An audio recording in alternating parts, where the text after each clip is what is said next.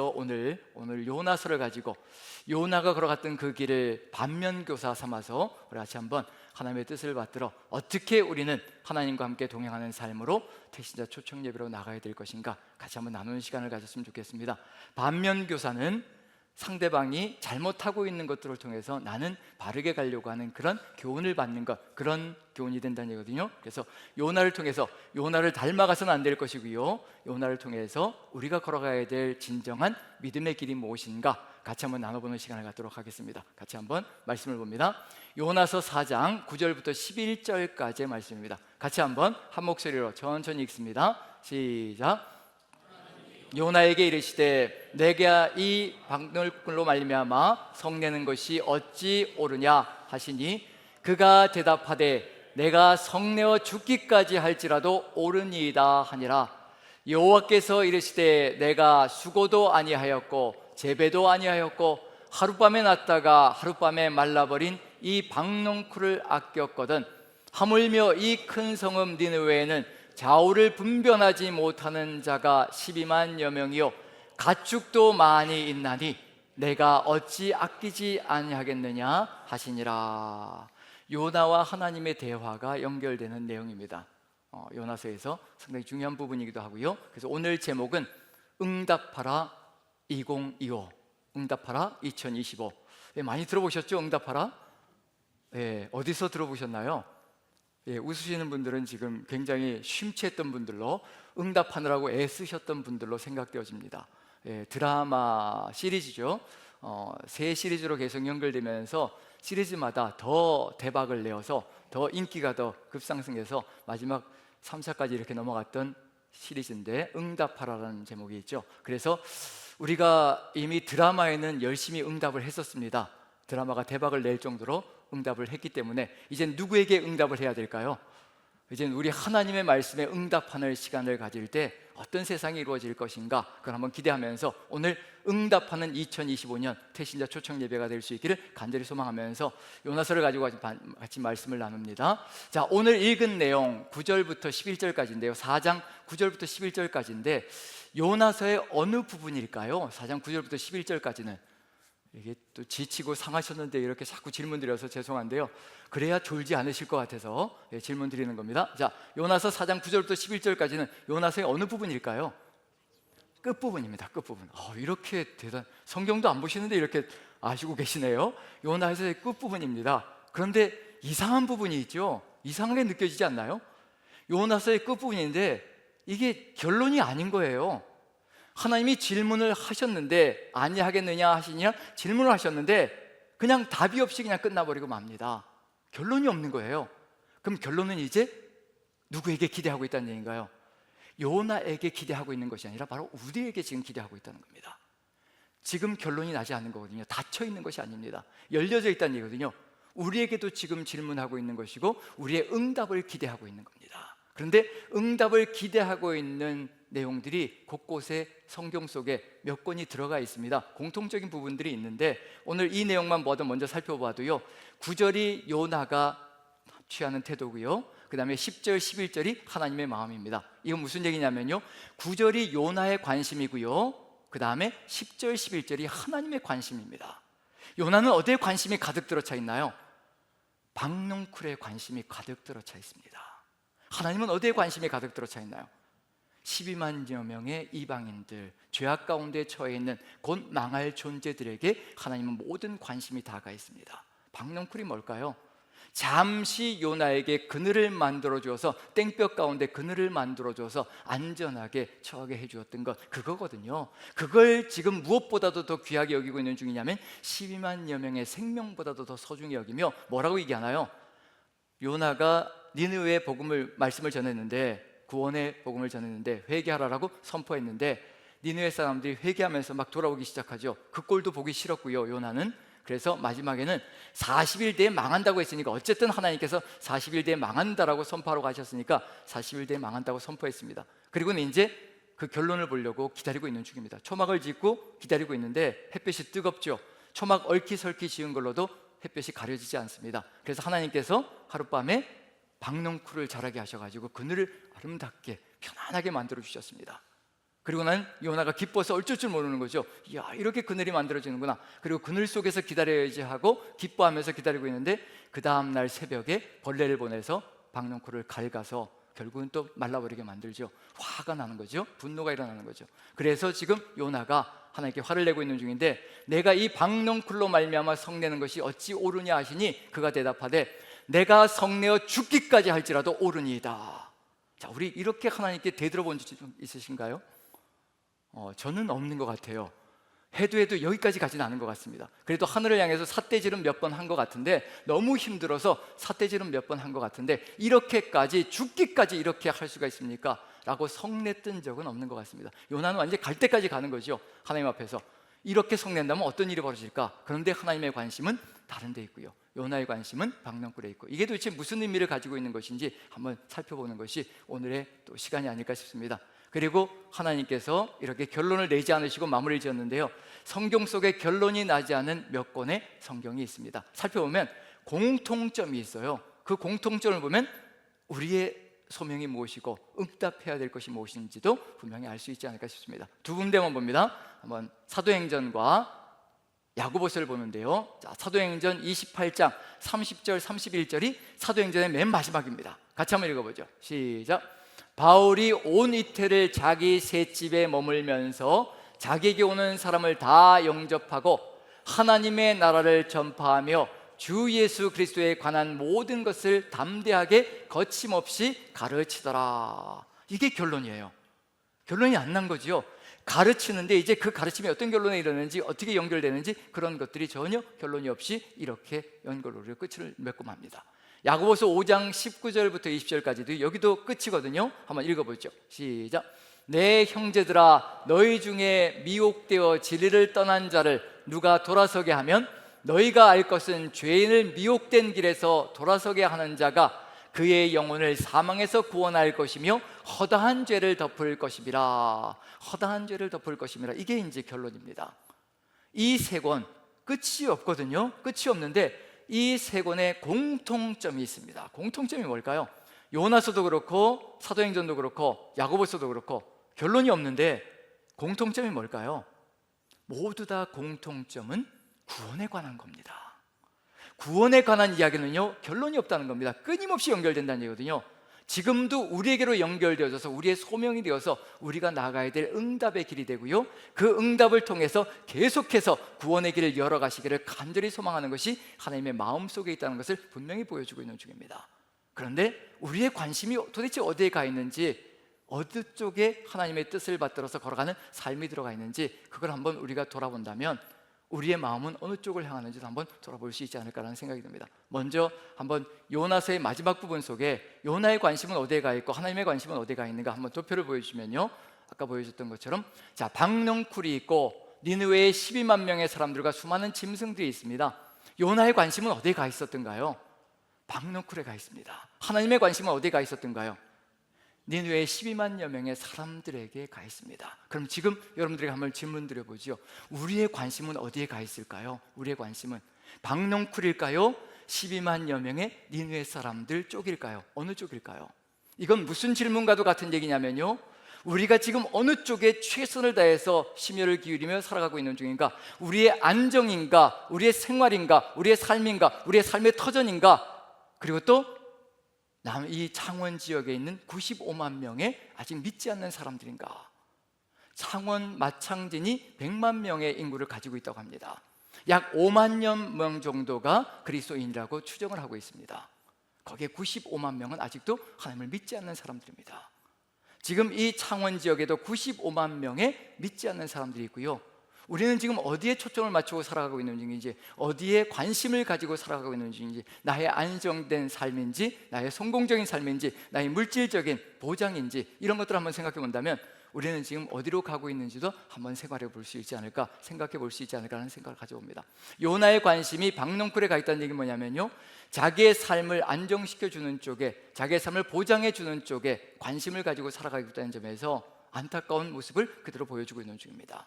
이러한 관심들이 어떻게 이루어지고 있는 중인가? 하나님께서 우리를 구원하셨을 때, 하나님께서 이스라엘 민족을 구원하셨을 때 소망은 무엇이었을까? 그게 분명히 드러나거든요.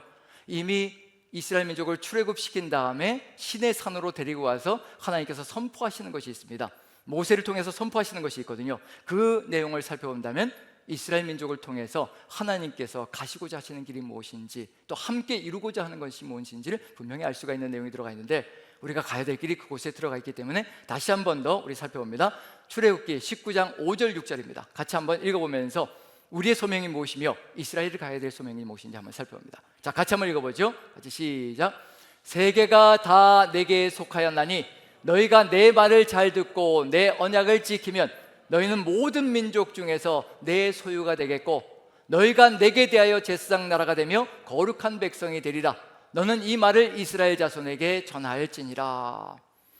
요나를 통해서 보여준 모습이, 요나의 모습이 누구를 대변하고 있는 중인가? 요나를 선택하셨을 때는요, 하나님께서 하나님의 마음을 대언하고 대변하라고 하나님께서 요나를 세우신 겁니다. 그런데 요나는 하나님의 마음을 대언하는 선지자가 아니라 이스라엘 백성들을 대언하고 대변하는 선지자가 되어 있다는 것, 사람을 대변하는 존재가 되어 있거든요. 그런데 그 사람들이 바른 길을 따라가고 있는 것이라면 참으로 괜찮은 일인데, 그런데 그렇지 않은 삶을 살아가고 있는 중이거든요. 우리가 살아가야 될 삶의 길, 이스라엘이 걸어가야 될 길은 어떤 길이냐면 바로 이 길이거든요. 세계가 다 내게 속하였다라고 선포하고 있습니다. 세계가 다 내게 속하였다는 얘기는 무슨 얘기일까요? 이 세상 전체가 하나님의 관심 안에, 하나님의 마음 안에, 하나님의 심령 안에 들어와 있다는 것을 분명히 얘기하고 있는 중입니다. 하나님은 한 사람도 놓치고 싶지 않은 것이 하나님의 마음 속에, 관심 속에 들어가 있습니다. 하루가 천년같이, 천년이 하루같이 기다리고 계시는 이유도 한 사람도 멸망치 않고 다 구원받기를 간절히 소망하시는 아버지의 마음이 바로 그 안에 들어가 있다는 것을 분명히 보여주고 있는 것이 우리에게 주어져 있습니다. 지금 여기서 세계가 다 내게 속하였다라고 분명히 선포하고 있는 중이거든요. 세계가 다 내게 속하였는데 누군가를 먼저 선택하신 것은, 이스라엘 민족을 먼저 선택하신 것은 그들만을 위한 것이 아니라 그들을 통해서 이루시고자 하시는 것이 있다는 얘기거든요. 하나님의 말을 잘 듣고 언약을 지키면 하나님의 소유가 되고요, 모든 민족 중에서 소유가 되고 제사장 나라가 되고 거룩한 백성이 될 것이라는 거. 제사장들의 나라가 된다는 것은 무슨 의미일까요? 제사장들의 나라가 된다. 제사장은 하나님과 사람 사이에 서서 중재자의 역할을 감당하는 겁니다. 하나님의 음성을 전하고 하나님의 뜻을 또 증거하는 역사를 이루어가는 것이 바로 제사장들이거든요. 이스라엘 민족을 제사장 나라로 선택하신 것은 열방 가운데서 하나님과 이스라엘 사이에, 하나님과 이스라엘 사이에, 또 하나님과 세상 사람들 사이에 이스라엘을 세워서 하나님께서 중재자로 삼으셔서 세상을 구원하시려는 목적을 가지고 있다는 얘기거든요. 여기서 분명한 건 뭐냐면 너희가 내 말을 잘 듣고 내 언약을 지키면 바로 이와 같은 사명자들로 세상을 이끌어가는 역사가 있을 것이라. 내 말을 잘 듣고 내 언약을 지킨다는 것은 무슨 얘기일까요? 하나님의 마음과 일치되어지는 것을 의미하는 겁니다. 지금 우리의 마음이 무엇과 일치되어져 있는 것인가? 하나님의 마음과 일치되어진 것인가? 하나님의 말씀과 일치되어질 때 우리는 하나님의 뜻을 받들어서 걸어가는 존재가 된다는 얘기거든요. 그걸 이야기하고 있는 중입니다. 우리가 매일 말씀을 묵상하는 이유도 하나님은 어떤 분이십니까? 우리에게 주시는 교훈은 무엇입니까? 그것을 끊임없이 묵상하는 이유도 다른 것이 아니라 하나님의 뜻이 무엇인지를 우리 가슴 속에 새기고 하나님과 함께 동행하며 하나님의 뜻을 이루어 가려는 그 결단을 가지고 소명의 길을 걸어가려고 그와 같은 길을 걸어간다는 것을 우리가 이해한다면 하나님께서 세우시기를 소망하는 존재가 누구인지도 분명히 드러날 겁니다. 이걸 통해서, 이렇게 세워진 백성을 통해서 무엇을 이루어가길 소망하시는가? 이사야서의 마지막 부분을 보면요, 이와 같은 길을 걷기를 간절히 소망하고 계시다는 것을 알 수가 있습니다. 자, 이사야서 마지막 부분을 한번 봅니다. 1절, 2절, 3절, 60장 1절, 2절, 3절입니다. 이게 바로 이스라엘 민족이 걸어가야 될 길이며 우리가 나아가야 될 길이라는 거 한번 같이 한번 읽어보죠. 1, 2, 3절 같이 시작.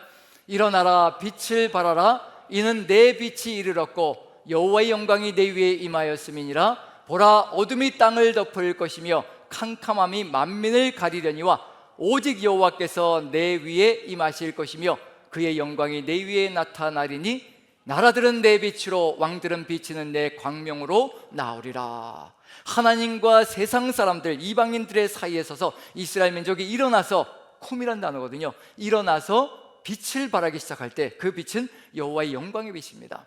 여호와께서 영광으로 임하실 때 그 영광의 빛이 열방을 향하여 비춰갈 때에 만민이 하나님께로 나오며 나라들이, 그리고 왕들이 빛으로, 광명으로 나오는 역사가 펼쳐질 것이라는 것, 하나님의 백성의 존재 가치가 바로 이와 같은 길 속에 있다는 것을 분명히 보여주고 있는 중입니다. 우리가 걸어가는 길마다 예수 그리스도의 영광이 드러나고 하나님의 마음이 끊임없이 세상 사람들에게 증거되므로 우리를 통하여서 누가 드러나기를 간절히 소망하시는 바로 예수 그리스도가 누구이신가, 살아계신 하나님이 누구이신가를 드러내시기를 간절히 소망하신다는 것, 그걸 통해서 세상을 구원하기를 간절히 소망하신다는 겁니다. 2절에 보면요, 보라 어둠이 땅을 덮을 것이며 캄캄함이 만민을 가리거니와. 어둠이 세상을 덮어도 상관없습니다. 세상이 캄캄하게 칠흑 같은 죄악으로 가득 들어차도 괜찮습니다. 누가 있기 때문에요? 우리 그리스도인들이 있기 때문에, 하나님의 사람들이 있기 때문에, 우리가 걸어가는 길마다 빛이 환하게 비칠 것이기 때문에 그 빛으로 세상 사람들이 나오며 하나님을 만나는 길이 열려질 것이기 때문에 우리가 세상 속에서 존재하는 한은 세상도 희망이 있다는 것을 보여주고 있는 중이거든요. 바로 요나를 통해서, 요나가 누구를 대표하고 있는 중인가? 요나는 하나님을 대표해야 되는데 요나는 이스라엘 민족을 대표하고 있고요, 이스라엘 민족의 모습이 요나의 모습 속에 그대로 고스란히 담겨져 있다는 것, 그걸 본다면 우리가 살아가야 될 길이 무엇인지 이걸 회복해 나가는 것. 그래서 61장 1절을 같이 한번 읽어보면요, 이러한 삶을 기대하시고 계십니다. 같이 한번 읽어보죠. 시작. 주 여호와의 영이 내게 내리셨으니 이는 여호와께서 내게 기름을 부으사 가난한 자에게 아름다운 소식을 전하게 하려 하심이라. 나를 보내사 마음이 상한 자를 고치며 포로된 자에게 자유를, 갇힌 자에게 노임을 선포하며. 60장에 일어나라 빛을 발하라고 하시며 61장에서는요 여호와의 성령이 함께 임하여서 바로 이 길을 걸어갈 것이라. 근데 여기서 분명한 건 뭐냐면요, 주 여호와의 영이 내게 내리셨다라고 되어 있습니다. 이게 구약시대입니다. 구약시대 때도 이스라엘 민족에게 여호와의 영이 내리셔서 이스라엘 민족을 통하여서 열방을 구원하시기를 간절히 소망하시는데, 지금 우리 시대는 달라졌습니다. 여호와의 영이 위에 내리는 것이 아니라요, 우리 안에 함께 내주하시며 여호와의 영광이 우리 안에서 역사하시는 시대가 되었다는 겁니다. 오직 성령이 너희에게 임하시면 너희가 권능을 받고 예루살렘과 온 유대와 사마리아와 땅끝까지 이르러 내 증인이 될 것이라. 분명히 선포가 되어졌거든요. 우리가 걸어가야 될 길이 바로 이와 같은 길이라는 것, 바로 성령의 역사를 우리 몸으로, 우리의 삶으로 증거하며 나아가는 것, 그게 바로 우리가 걸어가야 될 삶이라는 것을 분명히 보여주고 있는 중입니다. 이스라엘이 바로 이와 같은 사명자로 부름을 받았는데 북이스라엘이 무너져 가고 있는 중입니다. 망국으로 가고 있습니다. 선지자 요나의 모습이 바로 이스라엘 민족의 모습이라고 얘기한다면요, 이게 정상적인 모습인가? 하나님의 뜻은 뒷전으로 몰아두고 박넝쿨에 넋이 나가서 정말 자신의 삶을 안정되게 보호해주는 것에 넋이 나가서 살아가고 있다면 이것처럼 안타까운 일이 어디에 있을 것인가? 지금 우리의 관심은 어디에 들어가 있을까요? 요즘 계속해서 고공행진을 하는 것이 있죠. 저도 뉴스를 보면, 저도 인간인지라 현혹될 때가 있는데 점점 고공행진을 하는 것이 있죠. 뭔가요? 이게 한국 돈도 세상이 뒤집어지면 불안하잖아요. 그러면 달러가 좀 나을 것 같은데 달러도 또 세상이 전쟁이 터지면 또 이것도 불안하니까 뭐가 제일 안전자산이 된다는 얘기인가요? 영원토록 안전자산이 될 것 같은 금덩어리, 금값이 고공행진을 하고 있지요. 그 상황이 지금 벌어지고 있는 중입니다. 제가 작년에 아간에 대한 설교를 하면서 아간이 신할산 외투 한 벌과 은덩어리와 금덩어리 500세겔을 훔쳤다고 되어 있거든요. 그래서 작년에 제가 계산을 해봤어요. 금 500세겔이면 어느 정도, 작년 가치로 어느 정도였는가? 어느 정도였냐면 4천만 원 조금 넘었습니다. 4천만 원 조금 넘었어요. 500세겔이요. 근데 올해는 어떻게 돼요? 올해 다시 한 번 더 계산해봤어요. 얼마가 됐을까요? 9천만 원이 넘더라고요. 500세겔이요. 1년 만에 2배 이상이 뛰어버린 겁니다. 그러니 이게 현혹이 되지 않겠냐는 얘기예요. 이 목사도 작년에 좀 사둘 걸 하는 마음이 든다는 얘기는 어떤 마음일까요? 우리 성도님들은 오죽하시겠냐는 얘기예요. 하나님만을 위해서 목숨 내걸었다고 하는 목사도 이렇게 금값이 올라가는 소리를 들으니까 아이고, 작년에 좀 사둘 걸. 예전에 그 잃어버린 금덩어리들이 너무도 가슴에 아리게 다가오고요. 그래서 도둑이 들어가지고 금은 폐무들을 다 가져가 버렸습니다. 한국에 돌아왔을 때. 그게 지금 가지고 있으면 몇 천만 원 할 것 같은데, 이렇게 안타까운 마음이 들거든요. 우리가 지금 추구하고 바라보고 있는 것이 어디인가? 박넝쿨을 바라보고 있다는 얘기는 뭐냐면 자신을 안전하게 만들어주는 것을 추구하고 바라보고 있다는 얘기입니다. 하나님의 관심과 관계없이 살아가고 있다는 얘기거든요. 요나의 그 모습, 선지자가 그 모양이라고 한다면 이스라엘 백성은 어떤 모습일지 짐작이 가시죠. 그 삶을 살아가고 있는 중입니다. 그럼에도 불구하고 하나님께서 북이스라엘 어떻게 하셨는지 한번 보시면요, 요나 시절이 여로보암 2세 시절이거든요. 그 여로보암 2세 때 하나님께서 그래도 빛으로 세우시려고 얼마나 최선을 다하시는지, 망국으로 가는 시간이 얼마 남지 않았음에도 불구하고 하나님께서 하시는 일이 있거든요. 바로 이와 같은 역사를 이루셨습니다. 같이 한번 봅니다. 열왕기 하 14장입니다 24절만 같이 한번 읽어보죠. 같이 시작. 여호와 보시기에 악을 행하여 이스라엘에게 범죄하게 한 느밧의 아들 여로보암의 모든 죄에서 떠나지 아니하였더라. 그 앞에 가로에 뭘 집어넣을 필요가 있냐면요, 여로보암이 여호와 보시기에 악을 행하여 이스라엘에게 범죄하게 한 느밧의 아들 여로보암의 모든 죄에서 떠나지 아니하였더라. 여로보암이 두 번 겹치거든요. 자, 첫 번째 여호와 보시기에 악을 행한 여로보암은 후대 여로보암입니다. 예후 왕조의 여로보암이거든요. 북이스라엘이 만국으로 가기 직전에 왕을 얘기하는 겁니다. 그 뒤에 나와 있는 느밧의 아들 여로보암은 바로 북이스라엘의 초대 왕 솔로몬 다음에 나라가 갈라질 때 초대 왕이었던 여로보암을 얘기하는 겁니다. 그 죄가 사라지지 않고 계속해서 가고 있는 중입니다. 그러면 한번 생각해 보시죠. 이렇게 초대 왕부터 시작해서 그 죄가 사라지지 않고 계속 가고 있고, 또 지금 현재 여로보암 2세도 악을 저지르고 있다면 어떤 게 내려져야 될까요? 우리라면 어떤 것을 줄 수 있을까요? 어떤 걸까요? 심판일까요? 축복일까요? 그렇죠, 심판이겠죠. 그런데 25절 보면 이렇게 해주십니다. 같이 한번 읽어보죠. 같이 시작. 이스라엘의 하나님 여호와께서 그의 종 가드헤벨 아미띠 아들 선지자 요나를 통하여 하신 말씀과 같이 여로보암이 이스라엘 영토를 회복하되 하맛 어귀에서부터 아라바 바다까지 하였으니 26절 이와 같이 되었기 때문에 그렇습니다. 같이 읽습니다. 시작. 이는 여호와께서 이스라엘의 고난이 심하여 매인자도 없고 노인자도 없고 이스라엘을 도울 자도 없음을 보셨고, 죄악 가운데 거하고 있는데 도저히 아무도 도울 자가 없으니까 하나님께서 놓지 않으시고 끝까지 붙드시고 세워가시려고 몸부림을 치시면서 구원의 길로 선지자 요나를 보내셔가지고요, 하맛 어귀에서부터 아라바 바다까지 북이스라엘 영토를 가장 넓게 만들어준 시절입니다. 그 당시가 그렇게 됐습니다. 여로보암 2세 때 41년 동안 통치했거든요, 북이스라엘에서. 그때가 가장 융성했던 시절입니다. 북이스라엘 가장 부유하게 살았습니다. 정말 부유하게 살았던 시절이거든요. 그리고 남유다는 그때 왕이 우시야 왕이었습니다. 52년간 통치했거든요. 북이스라엘은 여로보암 1세가 2세가 41년 동안, 남유다는 우시야가 52년 동안 통치하면서요, 남과 북을 합쳐서 그 당시로 치면 가장 융성하고 부유한 시절을 거쳐갔던 것이 바로 그 당시였습니다. 가장 부유하게 만들어 주셨어요. 가장 부유하게 만들어 주신 이유는 뭐냐면요, 세상 속에서 빛으로 환하게 빛나라고 하나님께서 최선을 다해서 열방 가운데 빛을 발할 수 있도록 정말 최선을 다해서 가진 좋은 것들로 채워주시고 회복의 역사를 일으켜 주셨습니다. 그런데 그 죄가 사라지지 않습니다. 안타까운 일들이 벌어지는 거죠. 자기들의 부유함만 지키려고 하지 하나님의 뜻으로 나가려고 하지 않습니다. 부유한 것이요, 절대로 장점이 될 수가 없습니다. 부유한 것이 때로는요, 우리의 신앙을 좀먹을 때가 참 많습니다. 부유할 때 자라는 사람이 최고의 신앙인인데 부유할 때마다 무너지는 인생이 너무도 많아서 안타까울 때가 많은 것이 하나님 보시기에 정말 안타까운 모습들입니다. 우리의 삶의 여정 속에서도요, 우리는 지금 어떤 삶의 정황을 살아가고 있는지 그것을 살펴본다면 우리가 바로 요나의 시절과 흡사하지 않을까라는 생각이 듭니다. 안정되어지고 부족함이 없고 이런 상황 속에서 정말 하나님만을 바라보며 하나님의 뜻만을 가슴에 새기며 걸어가는지, 아니면 우리 대한민국이 어찌하든지 국력이 신장되어지고 경제가 더 나아져서 우리가 살아가는 이 삶이 더욱더 평안하게 나가기를 간절히 소망하고 있는지, 그걸 살펴본다면요, 우리는 어떤 마음을 가지고 살아가고 있는지 그것도 느껴볼 수 있을 것이라 생각되어집니다. 이런 상황인데 어떻게 걸어가고 있는가? 요나 선지자가 걸어가는 모습이 북이스라엘의 모습 속에 들어가 있습니다. 이제 요나 선지자에게 하나님께서 선포합니다. 이제 니느웨에 가서 선포하라. 그들의 악이, 그들의 악독이 내 앞에 상달되었다라고 얘기를 합니다. 악독이 내 앞에 상달되었다. 그 얘기는 무슨 얘기냐면요, 이게 악독이 그렇게 하늘에까지 차고 넘쳤다면 멸망시키시면 끝이거든요. 그냥 심판하시면 끝나는 겁니다. 그런데 이방인들도 심판하지 않으시고 요나를 보내려고 하시는 거거든요.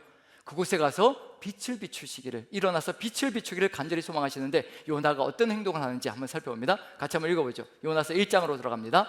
1장 3절과 5절을 한번 같이 한번 읽어보죠. 같이 읽습니다. 시작.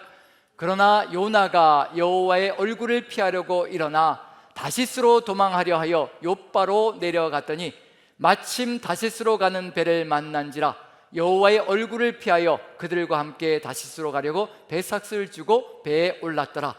요나는 배 밑층에 내려가서 누워 깊이 잠이 든지라. 지금 어떤 일이 벌어지고 있나요? 어디로 가고 있는 중인가요? 지금 요나가 니느웨로 가러 가는데 다시스로 가고 있는 중입니다. 정반대의 길로 가고 있는 중입니다. 정반대로 가면서 일어나서 해야 될 일이 빛을 비추는 것, 니느웨로 가서 빛을 비추는 것이 바로 요나가 해야 될 사명인데, 그것을 하지 않고 뱀이창에 내려가서 잠을 자고 있는 중입니다. 이게 누구의 모습이냐면 바로 이스라엘 민족의 현재의 모습입니다. 어쩌면 이 속에서 우리의 모습이 들어가 있을 수도 있습니다. 세상 속에서 빛으로 환하게 빛나야 하는데 우리가 지금 잠들어 있는 모습일 수도 있다는 것을 이야기하고 있는 중이거든요.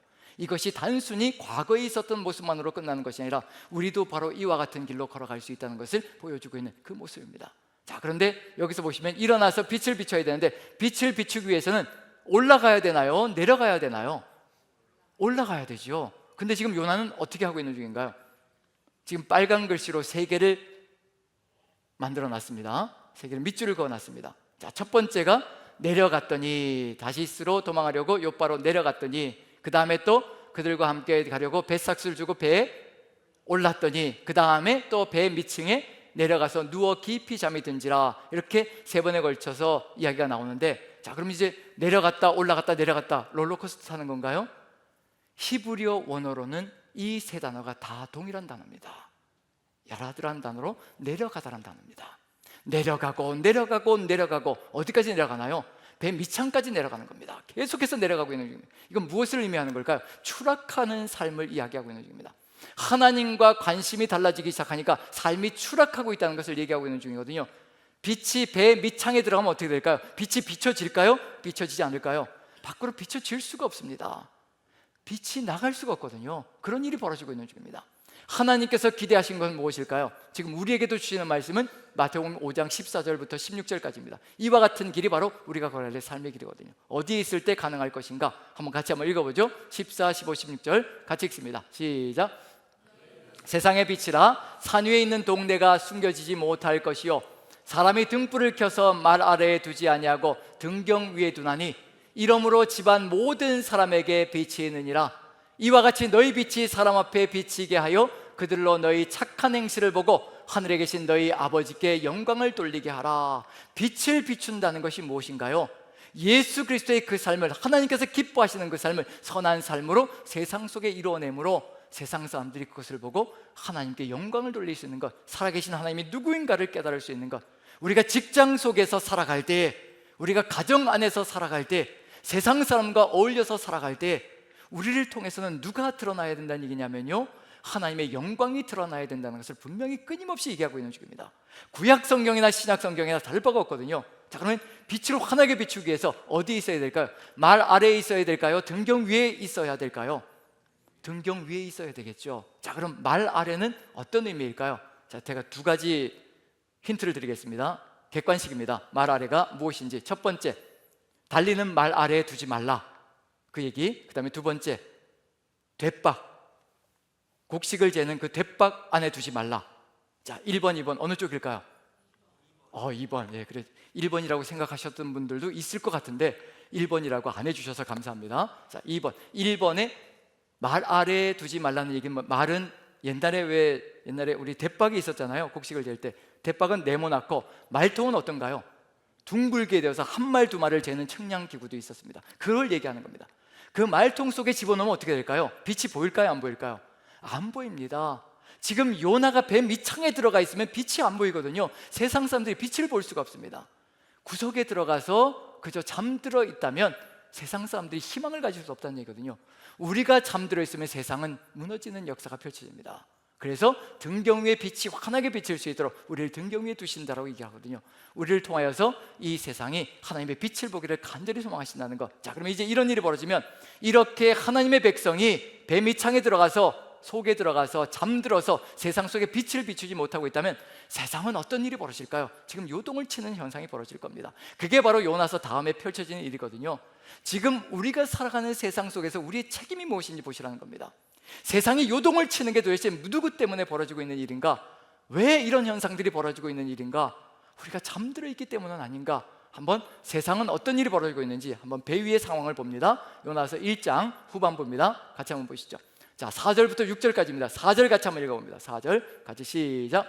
여호와께서 큰 바람을 바다 위에 내리심에 바다 가운데 큰 폭풍이 일어나 배가 거의 깨지게 된지라. 여러분, 분명히 기억해야 될 필요가 있습니다.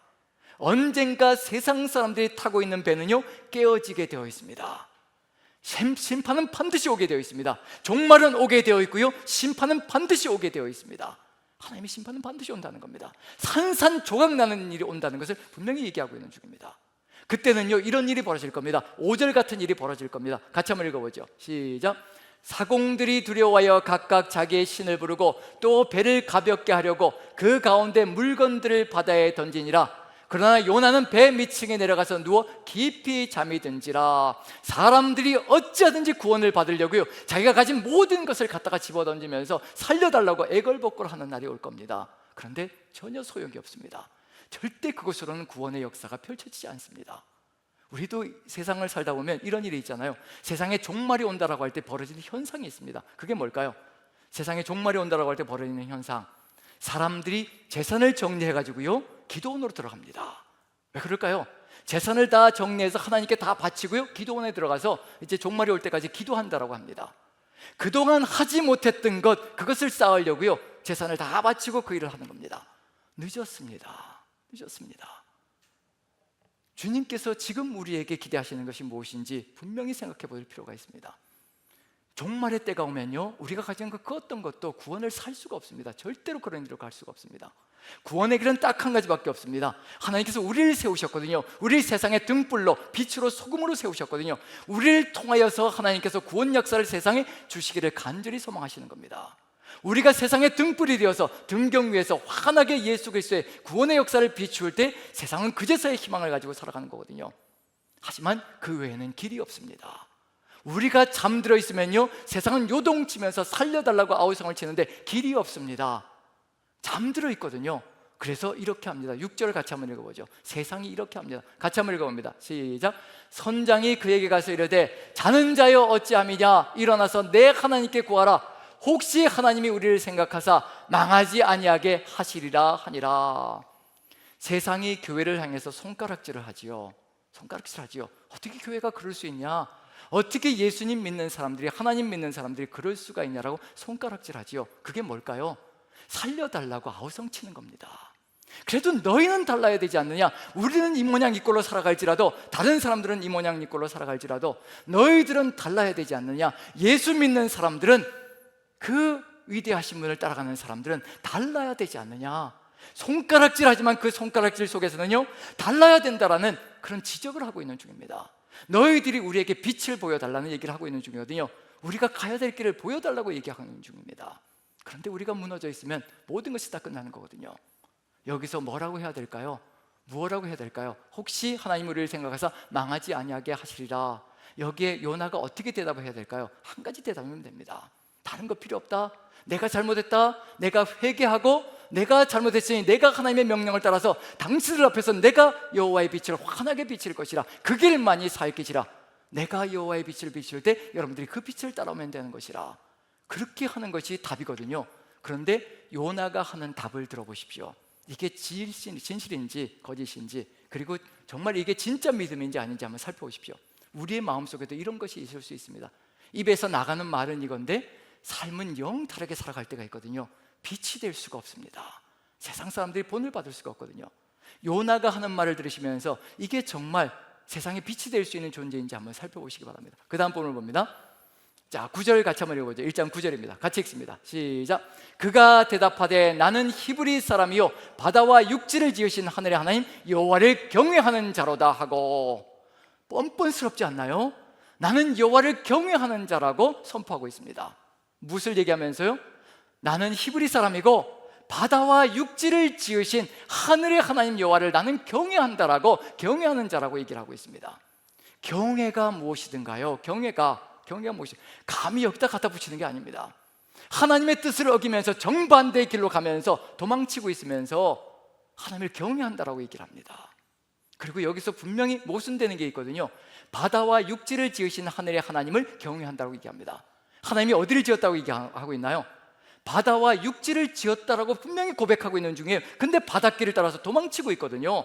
그 바다도 하나님의 손아귀에 있는 건데 그것도 모르고 도망치고 있는 중입니다. 이것처럼 모순된 게 어디 있겠습니까? 그 바닷길 모두가 다 하나님의 손아귀에 있는데 어디로 도망친다고, 도망을 가겠다고 그 바다를 통해서 배를 타고 다시스로 가고 있냐는 얘기예요. 이 믿음의 고백이 진짜인지 가짜인지는 행동으로 알 수가 있는 겁니다. 거짓이라는 것이 분명히 판명나거든요.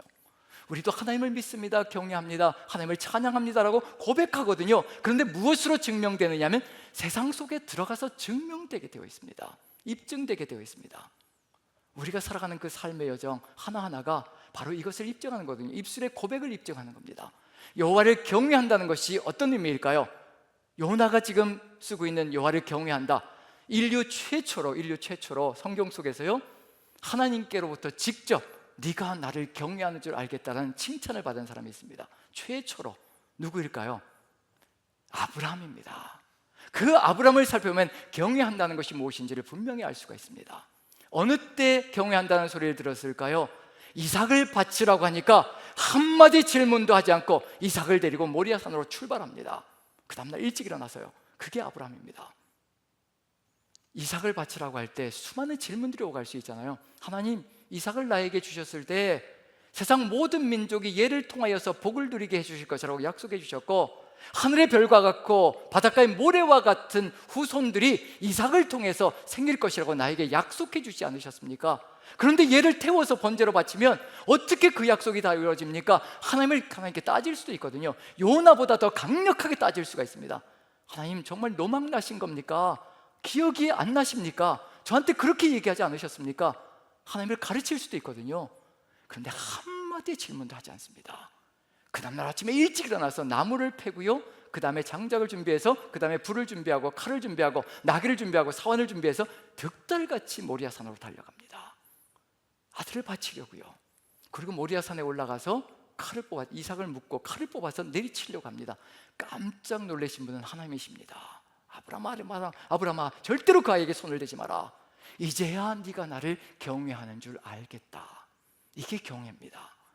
하나님의 말씀 한마디예요, 내가 이해할 수 없고 도저히 측량할 수 없고, 이건 내가 도저히 마음속에, 이건 도저히 상상도 할 수 없었던 그런 명령들, 이런 것들을 우리 가슴 속에 주어질지라도 그것을 그대로 하나님의 말씀으로 믿고, 하나님께서 주신 말씀이 분명히 뜻이 있으실 것이라, 나에게 지금까지 믿음과 신뢰를 보여주신 그 하나님께서 이 말씀을 주셨을 때는 분명히 하나님께서 뜻하신 것이 있을 것이라, 내 머리로는 이해할 수 없고 내 생각으로는 측량할 수 없지만 하나님께서 하실 것이 있으실 것이라, 그것을 믿고 하나님의 말씀을 따라서 그대로 이루어가는 것, 그것이 하나님을 경외하는 것이거든요.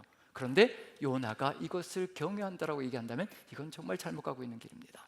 그리고는 이렇게 얘기하죠. 10절 같이 한번 읽어봅니다. 같이 시작. 자기가 여호와의 얼굴을 피함인 줄을 그들에게 말하였으므로 무리가 알고 심히 두려워하여 이르되 내가 어찌하여 그렇게 행하였느냐 하니라. 네가 어찌하여 그렇게 행하였느냐. 세상 사람들도 놀라는 거죠. 우리가 하는 행동 하나하나를 보고 세상 사람들도 하나님을 볼 수 있을지, 아니면 어떻게 그렇게 살아갈 수 있느냐라고 손가락질할지, 그것이 우리의 삶의 여정을 통해서 드러나는 역사가 펼쳐진다는 것. 그런데 이렇게 해결점이 무엇인지 살려달라고 아우성을 하지요. 11절 보시면요, 어떻게 해야 될 것인가 묻습니다. 세상이 묻습니다. 구원의 길을 묻는 겁니다. 11절 같이 한번 읽어봅니다. 시작. 바다가 점점 흉흉한지라 무리가 그에게 이르되 우리가 너를 어떻게 하여야 바다가 우리를 위하여 잔잔하겠느냐 하니, 어떻게 하면 우리가 여기에서 구원을 받을 수 있겠느냐. 우리가 해야 되는 말은 뭘까요? 우리가 요나의 위치에 있다면 우리가 해야 되는 말은 뭘까요? 내가 먼저 회개한다라고 얘기를 하고, 다른 것 없지요. 회개하라 천국이 가까웠느니라. 그 다음에 또 뭐가 나타나나요? 오직 여호와의 이름 밖에는 구원 얻을 자가 없으니, 오직 예수 그리스도의 이름 밖에는 구원 얻을 이름을 준 바가 없으니 너와 내 집이 예수 그리스도를 믿으라. 그리하면 구원을 받을 것이라. 그 선포가 가장 중요하게 선포되어야 될 겁니다. 그 선포면 모든 것이 끝나는 겁니다. 그런데 요나가 하는 게 있죠. 12절 보시면 이렇게 선포합니다. 같이 한번 읽어보죠. 같이 시작. 그가 대답하되 나를 들어 바다에 던지라. 그리하면 바다가 너희를 위하여 잔잔하리라. 너희가 이 큰 폭풍을 만난 것이 나 때문인 줄을 내가 아노라 하니라. 뭐라고 얘기하나요? 나를 그냥 바다에 던져서 죽여라. 그러면 이 모든 것이 끝날 것이다. 이것은 임시 방편밖에 되지 않습니다. 한순간은 그 사람들이 폭풍 속에서 구원을 받을지 모르겠지만 영생의 길, 영원한 생명은 있을 수가 없습니다. 우리가 이 세상 속에서 빛을 환하게 비추며 하나님의 뜻을 이루어 가야만, 하나님의 영광을 드러내야만, 하나님이 누구이신가를 보여주며 예수 그리스도가 누구인가를 증언하는 그 삶이 이루어져야만 세상은 영원한 구원의 길로 갈 수 있다는 것, 그것을 우리가 안다면요, 우리가 가야 될 길이 무엇일까?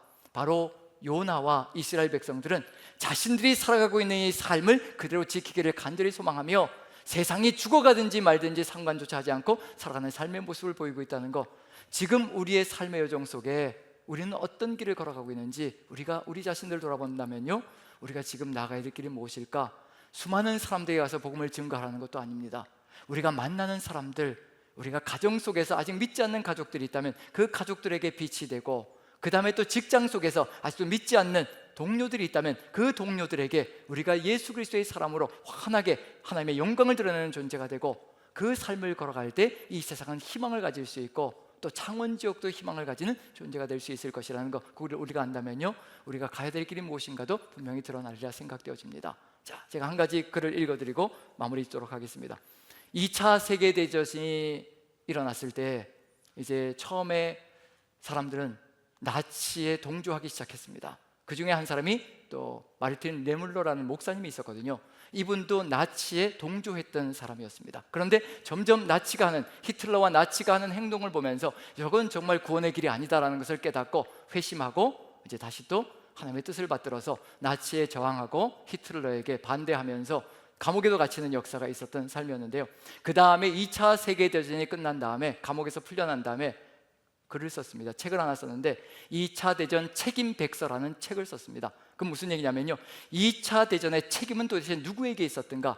그 당시에 전쟁이 끝난 다음에 사람들은 전부 다 대부분들이 어디에 핑계를 돌리기 시작했냐면요, 나치가 세계대전을 일으켰다, 나치에게 모든 책임을 다 전가시키기 시작했습니다. 근데 이 네물러라는 목사님은 꿈을 꿨거든요. 7번에 걸쳐서 꿈을 꿨습니다. 그러고 나서 2차 대전 책임백서를 쓰면서 그 2차 세계대전의 책임은 바로 교회와 기독교인들에게 있었다라고 고백하는 책이 들어가 있었습니다.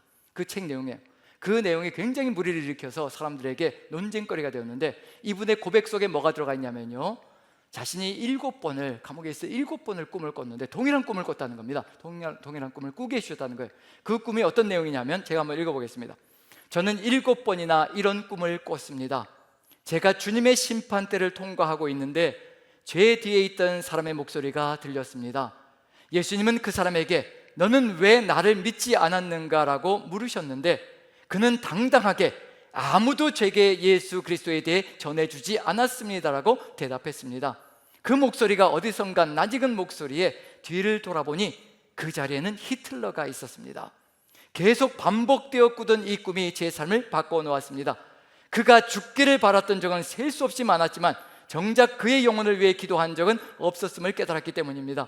독일의 모든 그리스도인들은 그에게 복음을 전하기 위해 진지하게 접근하지 않은 것에 대해 모두 책임을 느껴야 합니다. 지금 우리에게도 주고 있는 말이라고 생각되어집니다. 우리는 정말 세상 속에 살아가고 있는 사람들, 내 주변을 살아가고 있는 사람들을 위해서 얼마나 많은 기도를 하며 하나님께 맡기는 삶을 살아왔는지, 아니면 무관심한 삶을 살아가고 있는 중인지, 이제 우리가 회복해야 될 것, 응답하는 삶이 우리에게 너무도 절실하게 필요합니다. 요나서는 결론이 나지 않았습니다. 내가 12만여 명, 네가 박농쿨을 아끼는 것보다 내가 12만여 명, 지금 좌우를 분별하지 못하는 12만여 명을 내가 얼마나 아끼는지 네가 알 수가 있겠느냐? 우리에게 질문하는 내용과 우리에게 말씀하는 것과 똑같은 얘기거든요. 지금 우리 주님께서 아직도 믿음의 길에 나서지 못한 수많은 사람들, 아직도 죽어가는 영혼들을 위해서 얼마나 심령을 가지고 애통해 하시며 애틋해 하시며 그들을 바라보고 있는지, 그것을 우리가 느낀다면요, 우리가 응답하는 이 응답을 통하여서 하나님의 역사가 일어나고, 그리고 태신자들이 하나님을 믿는 길로 나아갈 수 있다면 우리의 삶을 통하여서, 응답을 통하여서 하나님의 역사가 이루어질 것을 마음에 새기며, 이 시기를 통하여서 우리가 응답함으로 우리도 살아나고요, 우리의 믿음도 다시 한 번 더 회복되어지고, 그리고 또 세상도 살 수 있는 길로 나아가는 그 역사가 우리의 삶을 통하여서 펼쳐지기를 간절히 축원드립니다. 우리 같이 한번 찬양 드리면서 기도하는 시간을 가졌으면 좋겠습니다. 세상 모든 민족이 같이 찬양 드리며 주께 나가는 시간을 갖습니다.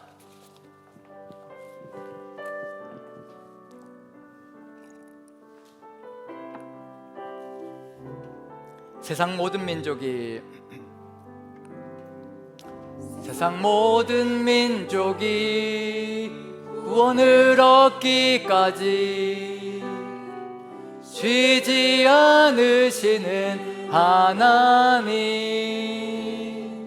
주의 심장 가지고 우리 이제 일어나 주 따르게 하소서. 세상 모든 육체가 주의 영광 보도록 우리 부르시는 하나님, 주의 손과 발 되어 세상을 치유하며 주 섬기게 하소서. 물이 바다 덮음같이, 물이 바다 덮음같이 여호와의 영광을 인정하는 것이 온 세상 가득하리라. 물이 바다 덮음같이, 물이 바다 덮음같이, 물이 바다 덮음같이. 우리 다시 한 번 더. 세상 모든 민족이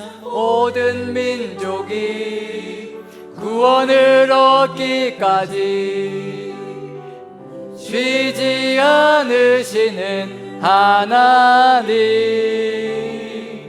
주의 심장 가지고 우리 이제 일어나 주 따르게 하소서. 세상 모든 육체가 주의 영광 보도록 우릴 부르시는 하나님, 주의 손과 발 되어 세상을 치유하며 주 섬기게 하소서. 물이 바다 덮음같이, 물이 바다 덮음같이 여호와의 영광을 인정하는 것이 온 세상 가득하리라. 물이 바다 덮음같이, 물이 바다 덮음같이, 물이 바다 덮음같이 보리라. 그날에 보리라. 그날에 주의 영광 가득한 세상 우리는 듣게 되리. 온 세상 가득한 승리의 함성. 물이 바다 덮음같이, 물이 바다 덮음같이